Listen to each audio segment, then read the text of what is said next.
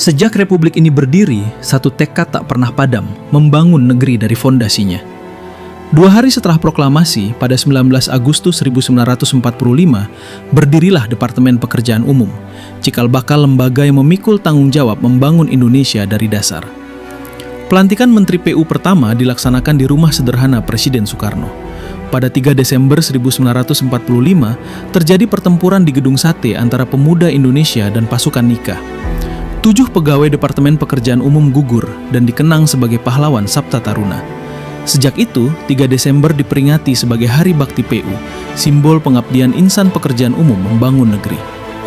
Pada masa ini, pembangunan infrastruktur di Indonesia difokuskan pada upaya pemulihan, rehabilitasi, dan pembangunan dasar pasca kemerdekaan. Memasuki dekade 1960-an, semangat pembangunan nasional semakin bergelora. Departemen Pekerjaan Umum menjadi penggerak utama dalam mewujudkan visi besar Presiden Soekarno, membangun jati diri bangsa melalui karya, seperti pembangunan Jembatan Ampera dan Stadion Gelora Bung Karno.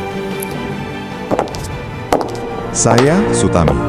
Saya percaya tugas seorang insinyur adalah bekerja, bukan banyak berbicara, tetapi menyelesaikan apa yang menjadi tanggung jawabnya. Sebelum saya masuk pemerintahan, Presiden Soekarno memanggil saya dan meminta saya merancang Jembatan Semanggi. Bagi saya, ini kesempatan untuk menunjukkan bahwa bangsa ini mampu berdiri di atas kakinya sendiri. Kami menggunakan beton prategang, teknologi yang saat itu masih baru, dan Jembatan Semanggi menjadi yang pertama di Indonesia. Syukurlah, sampai hari ini, ia masih tegak dan melayani rakyat. Kemudian, saya dipercaya memimpin Departemen Pekerjaan Umum dan Ketenagalistrikan. Pekerjaan saya sebenarnya tidak berubah. Tetap sama, memastikan pembangunan tidak berhenti.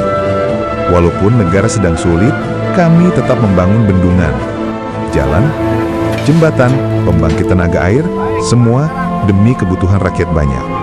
Saya hanya ingin apa yang saya kerjakan memberi manfaat, karena saya yakin selama pembangunan berjalan, rakyat punya harapan, dan masa depan bangsa sejahtera.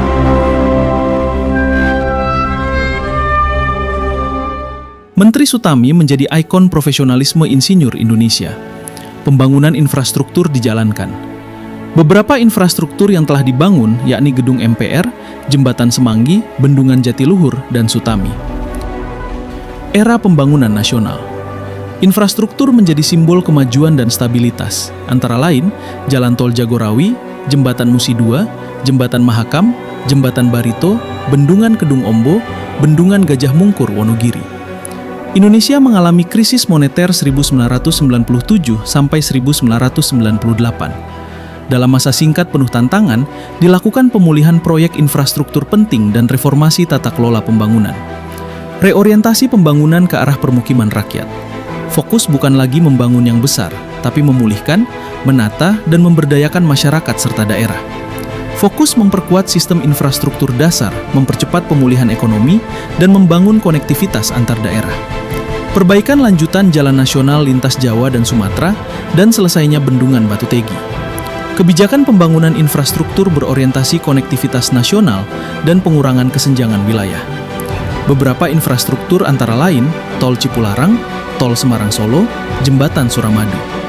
Selain itu, dimulainya Program Nasional Penyediaan Air Minum dan Sanitasi Berbasis Masyarakat, PAMSIMAS, dan pembangunan Sistem Penyediaan Air Minum, SPAM, regional. Dari Sabang sampai Merauke, dari desa hingga kota. Infrastruktur hadir menghubungkan seluruh Indonesia. Beberapa infrastruktur antara lain, Tol Trans Sumatera dan Trans Jawa, bendungan, pos lintas batas negara, PLBN, tempat pembuangan sampah, TPA, dan sistem penyediaan air minum, SPAM. Memasuki kepemimpinan Presiden Prabowo Subianto, semangat membangun terus berlanjut dengan arah yang berkelanjutan dan menyeluruh. Fokus pembangunan infrastruktur mendukung swasembada pangan dan energi. Beberapa infrastruktur antara lain, pembangunan sekolah rakyat,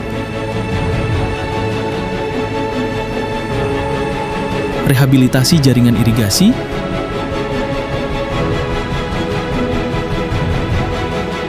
perbaikan jalan,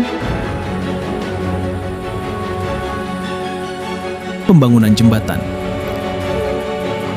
dan infrastruktur dasar.